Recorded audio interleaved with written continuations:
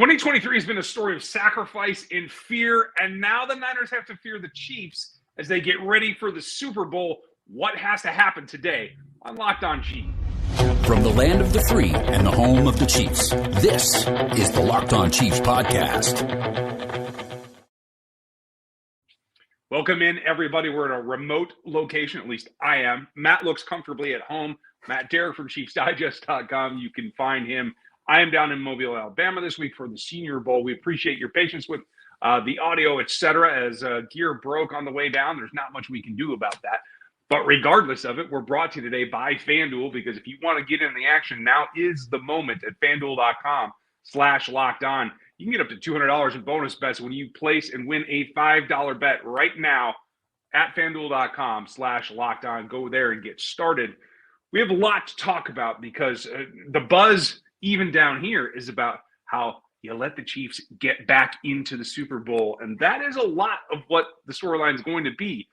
What are the fears that you have to have facing the Niners?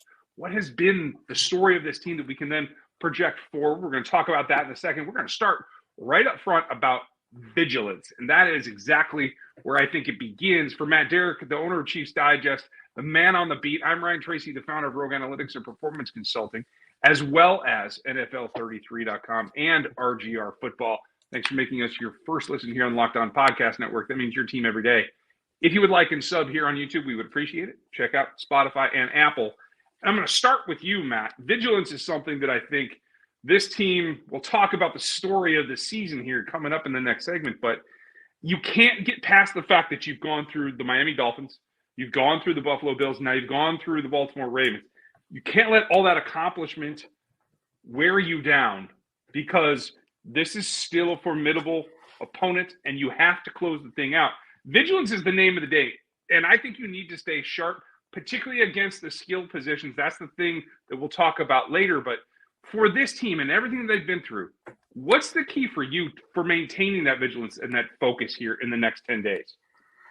Yeah, I mean, I think that, this team's taking care of that itself, which is that they've gone through everything this year to get here. I mean, that's what the entire regular season and the playoffs have been about. It's been to get to this point. This team's attitude is essentially not that it's, hey, this is your one chance to win a Super Bowl. That this is, hey, you know what? You just played 20 games of football to get here. And that was the entire point. The entire point wasn't to play those games. It was to win number 21. And so that's to me, I mean, this team, they have an unaccomplished mission. I mean, their mission wasn't to get to the playoffs. It wasn't to win the AFC Championship. It wasn't to reach the Super Bowl. It was to win it again and go back to back. So, they're even the 49ers. I mean, their message is certainly going to be unfinished business. I mean, that's how I know that Kyle Shanahan framed it exactly after the game against the Lions. For the people who've been in that organization since 2019 in Super Bowl 54, it's unfinished for them. The Chiefs, I don't know if they'd exactly call it unfinished business, but it's not mission accomplished until they're hoisting the Lombardi. So I think that is all the focus and all the attention that they need to keep themselves on the right track. I hope that that's something that's a little bit more easy from where they're sitting than where I am, because you can't turn on ESPN. You can't listen to the radio without hearing about L'Jarius Sneed being a free agent, without Chris Jones in the contract situation. Like, all the distractions are coming in. It's not because of the Super Bowl yet. We'll talk about that later next week. But it's everything else that's going to happen when this game is done and completed and the confetti has fallen. For them in particular, for the guys in the locker room, do they just turn the thing off? Is it best to just go radio silent and lock everything out at this point? Well, you got to think about, everybody in that organization and the players and the coaches and right now and kind of what their schedule is like and what they're doing. Tuesday and Wednesday are their last 2 days of freedom because, Thursday, Friday, and Saturday are essentially game week preparation. I mean, they're going to be doing Thursday and Friday. They'll have practice. They'll have a run through on Saturday before they get on the plane on Sunday. So literally Tuesday and Wednesday are packing days. I mean, that is organization days. I doubt anybody on that team has any time whatsoever to listen to the radio or watch ESPN and watch any of the coverage because they're too busy answering calls, trying to get flights arranged and travel for the family, for friends. They're, picking the messages. They're trying to make sure that the kids are all ready to go or somebody's going to school or, moving dental appointments around. I mean, they're doing think about what you're doing, 2 days before you're getting ready to go on an 8-day business trip. You got stuff to do. And it's just like that for NFL players and coaches. So, they're not focusing on any of that. They're focusing on the fact that they got 2 days to get everything in order before. I mean, even say it's basically a 10-day trip, because once they go to work on Thursday, I mean, it's all business, for the next few days before they get on the plane. So, no, I don't think that any of the noise that's getting through to the fans, I think that any of all those conversations and all those worries and who's going to be a free agent and who's leaving, anything like that, I can tell you, I would think 0 or 1% of any of that is getting through to the players. Let's hope that it stays that way. The next step is, how else can you stay sharp? And that is by getting all of your guys back that are humanly possible. We know Joe Thuney's a question mark out there. Well, the game might be a different story. We should know more on Thursday when they're back in the building, right? We'll get a little bit of an insight because they will have practices, the portion open to the media on Wednesday and Thursday. We'll get, a practice and an injury report on Thursday, Friday, Saturday. The Saturday report will have what would be a estimated game day report on it, just like they would do for a typical game.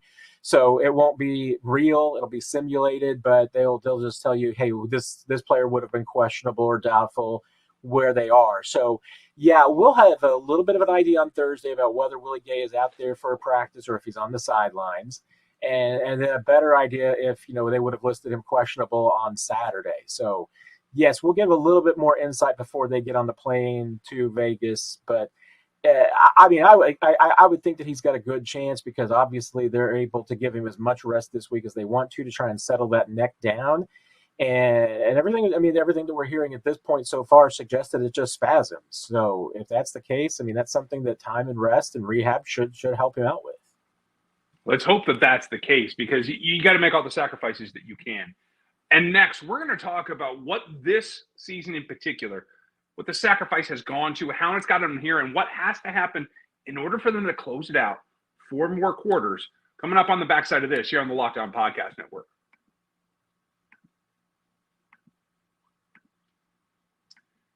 And I think what we're going to do is really get down to the heart of it. Is there are bits and pieces that we have to have, and sometimes that means I have to put the right banner up and make sure that Matt's underway. And it comes down to the passion and the drive and the things that you have to do to get things done.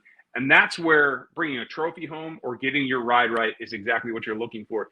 eBay Motors has everything that you need to maintain your vehicle, get it up to par, or get it to that performance level that you're looking for, from superchargers to exhaust kits to LED lights to make it look good. Over 122 million parts for your number one ride or die. You'll always find the right part, guaranteed all the time, with eBay's guaranteed fit. It's their part per part guarantee to your car every single time, or your money back. Right now, eBay Motors is the place to go, whether you're not trying to burn cash, you're just trying to get down the road, or you're trying to have a performance vehicle. All the parts that you need at the prices that you love are there, and you can turn your MVP out so that everybody can see it. Keep your ride or die alive at ebaymotors.com. Eligible items only. Exclusions do apply, but the guarantee fit is only available in the U.S.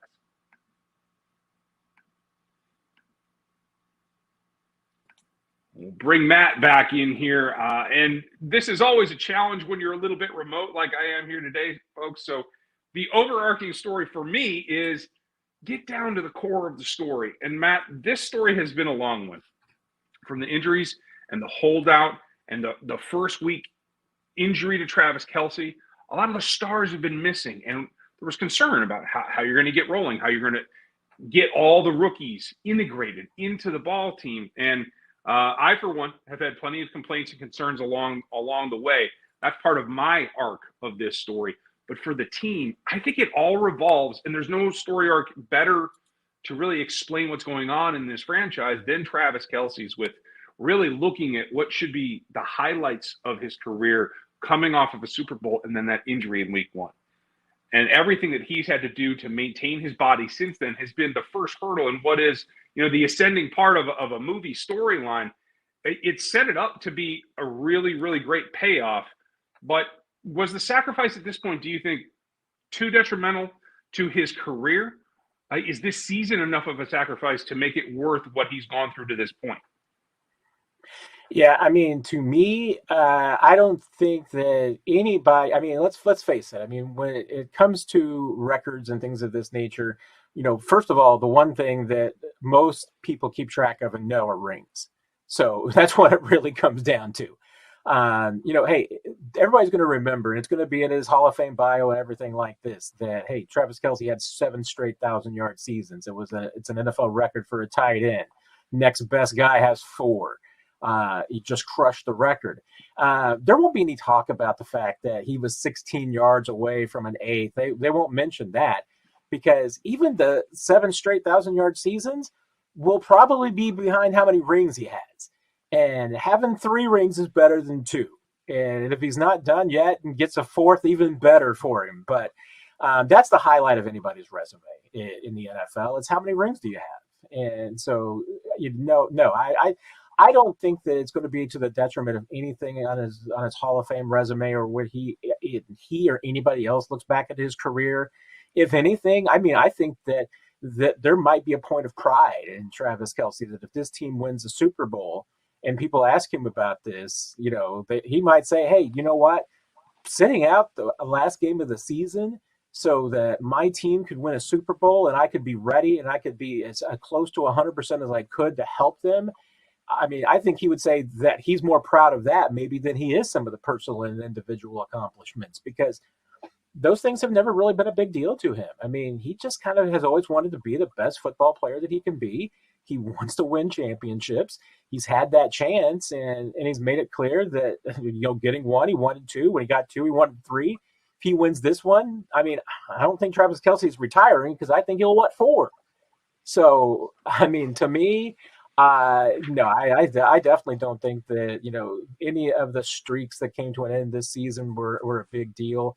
If anything, I think the bigger actual sacrifice for Travis has been just probably how much he has sacrificed of his body to make it through this season. Because as we talked about, there was no point in this year where he was 100%.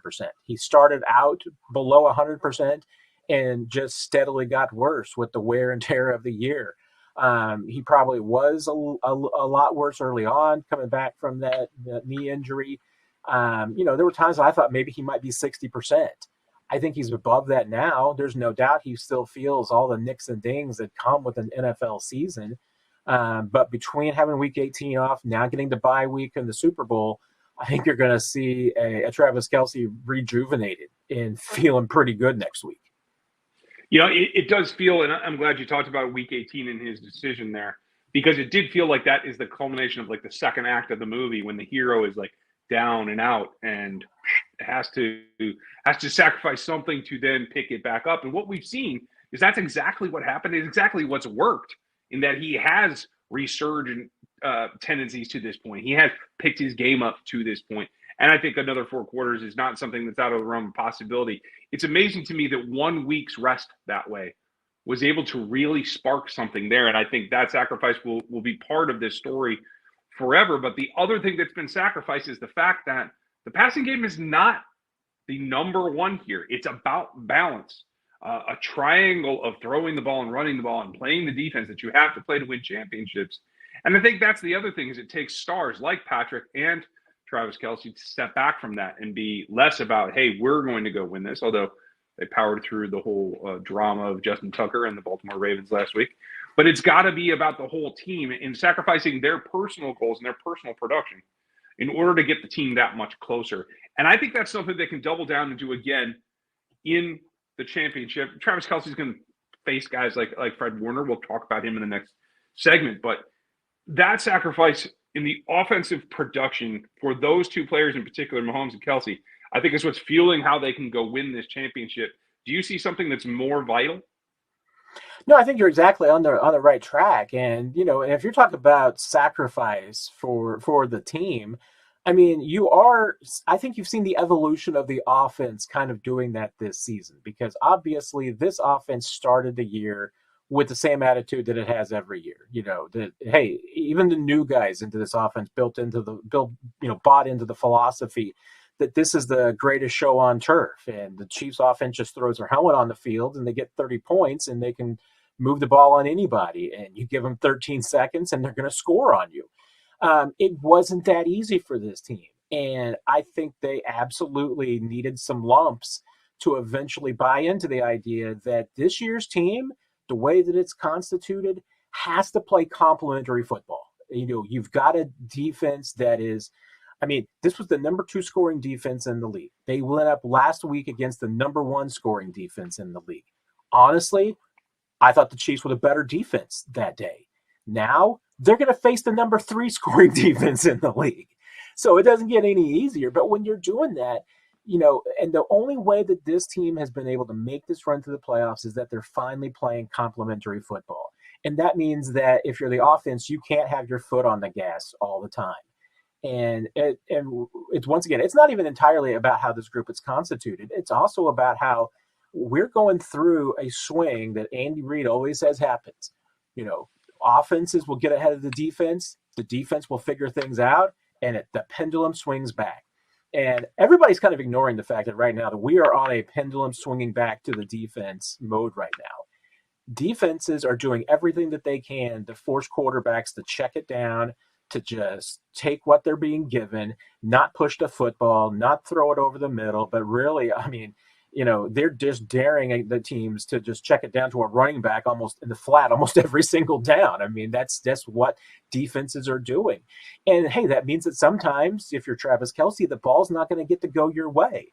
Now, it sure did against the Ravens, and that was just, I think, sheer, trust that Mahomes had in his tight end, and sheer, Hall of Fame greatness from Kelce to make himself available and make some of the plays that he did. But I don't know that this team would be playing like this and having this style if it hadn't been for like that loss to the Raiders on Christmas Day, and they hadn't taken their lumps throughout the season and kind of learned the tough lessons that, you know what, and to win in the NFL this season in 2023, you got to play defense. You've got to play ball control football. You can't just fling the ball all over the field, because if this were all about just flinging the ball all over the field, Chiefs wouldn't be here. I mean, it'd be the Miami Dolphins and maybe the 49ers, or maybe the Lions would have made it through. Chiefs wouldn't be here if it was all just about high-powered offenses. It's about being a complete team. Well, I'm ready for it, and every complete team still has things that they have to watch out for. What scares you about the 49ers? We're going to get to that on the backside of this here on the Locked On Podcast Network.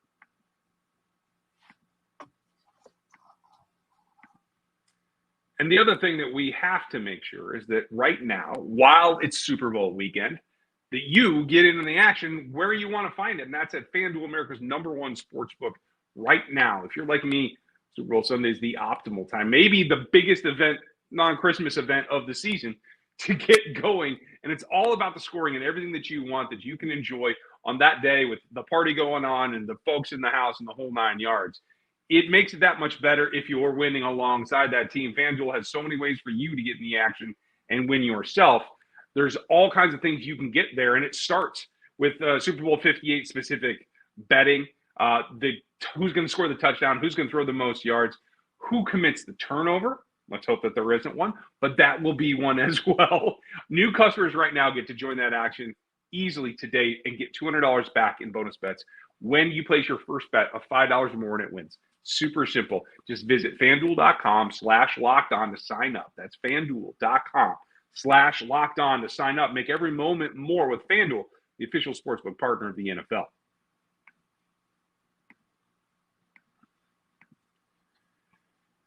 I'm really excited here because you guys can get into the Locked On Sports Today feed because it's 24/7. You're going to see Chris and I, and Matt will probably be on that after today as well. With a lot going on around the NFL world, you can get it all on Locked On Sports Today. So check out that feed coming up next. what we have to get to is this is a unique time. We're going to have more specific details as we get injury reports and we get the game plan going. We'll start talking about what they have to do. But right now, I want to take a step back, Matt, and really have you identify for us, because maybe I have my own quirks or my own phobias. But when you just take a 30,000-foot view of the San Francisco 49ers and what they've become, that losing streak in the middle of the season, they've rallied past that. They're not quite the defense we thought we were, at least not in the last few weeks. What is the thing that scares you the most about these San Francisco 49ers? Well, we were just talking about how they're so well-rounded. I mean, and they're mirror images on both sides of the ball. I mean, they were the number 3 scoring defense. They're the number 3 scoring offense. I mean, that's a difficult pairing to put together. I mean, the Chiefs had number 2 scoring defense, but what were they, 15th in the scoring offense this year? Just not the explosives that they've had. And, that's the scary thing about the 49ers, because they are so good on both sides of the football. There's not a real weakness there, and it goes up and down the lineup. I mean, you look at that defense, and honestly, I mean, hey, Nick Bosa is a superstar, but you know what? They've got another probably half dozen guys who, if they're not superstars, are just a cut below that. I mean, Traverse Ward had another great season. He's been consistently a great player. They've got great linebacker play.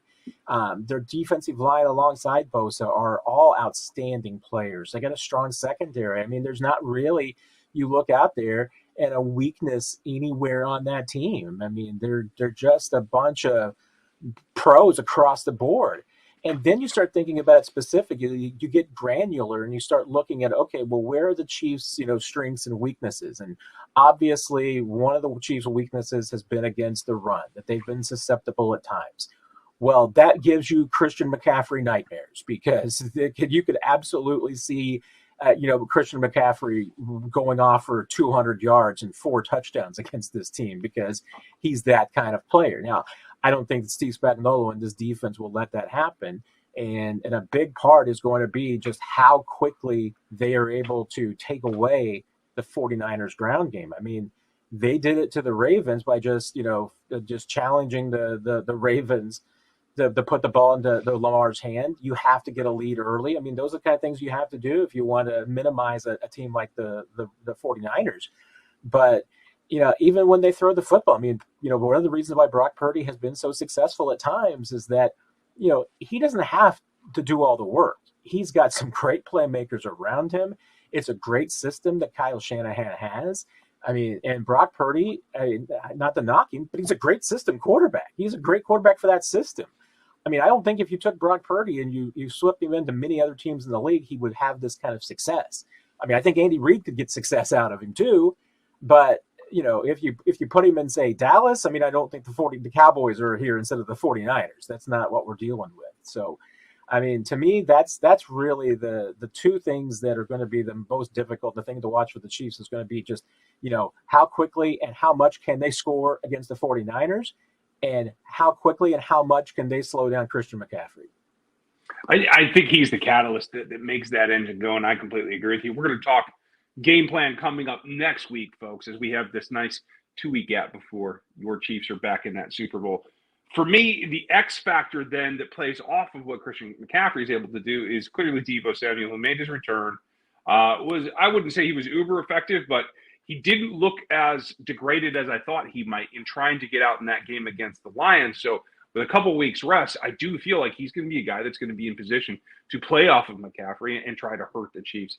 And I think while selling out and trying to take away the run, as you described, is certainly the way that they have to go, much like the Ravens, I think it's got to be a little bit more measured in its aggression than it could have been against the Ravens, because of how slippery both McCaffrey and Deebo Samuel are. And that's not to take away or discount George Kittle or Brandon Ayuk, who had maybe the play of the weekend last weekend. But overall, it's that 1-2 punch. And I know that we've tried to get in Kansas City, whether it's McCole Hardman, whether it's Kadarius Toney, whether it's anyone else that can be that kind of X factor weapon type. The prototype is Deebo Samuel. Do the Chiefs have an answer on the field on the defense for Samuel right now? That's a great question, because, does any team in the NFL have a real answer for Deebo Samuel? I mean, matching the speed is one thing, and I'm not sure anybody can do that. I mean, part of it is just going to be how you slow him down. And I think that'll be absolutely the question that Steve Spagnuolo is stressing the most about this week, and his staff is, trying to figure out how you do exactly that. Just make sure that you can slow him down and put bodies on him, because I don't think the Deebo is, frankly, one guy that you can stop one-on-one. I mean, it's got to be kind of a team effort. You've got to be able to be prepared for him, because obviously, the 49ers move him around. They'll do everything that they can to try and find the favorable matchup for him. And obviously he goes in motion a lot. There's a lot of different ways that they use him. So, it's not going to be as simple as just, saying, hey, you're going to put L'Jarius Sneed on him. That might not be the best matchup, and hey, a linebacker, he's probably going to carve them up too. So that's the thing, is that it's there's a lot of moving parts to that. And honestly, I mean, it starts even up front. I mean, Deebo and so much of what he does, the 49ers are able to be successful with it because what they're able to do is to get defenses to kind of tip their hand with the motion, figure out what they're going to do, and then try to exploit any part of the defense that gets undisciplined and gets, out of their assignments. So, that's the thing that's just, to me, is going to be, most critical, is that, and I think that the Chiefs will try to do, is that, one, they'll start with trying to confuse Brock Purdy to make, life more difficult for him so that he's making poor decisions. Because honestly, I mean, it's, Deebo Samuel's a great weapon, but he's a great weapon when I think you're ahead. Is he a great when you're behind weapon? I don't know about that. And that's why I think that if you're the Chiefs, you want the 49ers playing from behind. If you can get them in that situation, I think they're a little bit like the Ravens. I mean, that's a place where they're not comfortable, and I don't know if they've got the comeback ability either. Despite what they just did against the Lions. I was just going to say, the Lions opened the door and give it to the 49ers. They kicked it open. Yeah. And that's what it's going to come down to, is limiting their options. How do they go about that? We're going to cover that with Matt next week on Wednesdays. We get ready for the game planning phase of our preparations for Super Bowl Sunday. I hope that you guys will join us. Check out everything that Matt is doing over at ChiefsDigest.com, where you can see his breakdowns and his thoughts, and get subbed over on his channel here on the YouTube platform, as well as listening to 41 The Mic. You've got to check that out. Matt, it goes a long way to say that we're back here again. A couple of years running now, and it's been a long time. So cheers to you for hanging in with us the whole season long as we get ready for one more ball game. Thanks for being here.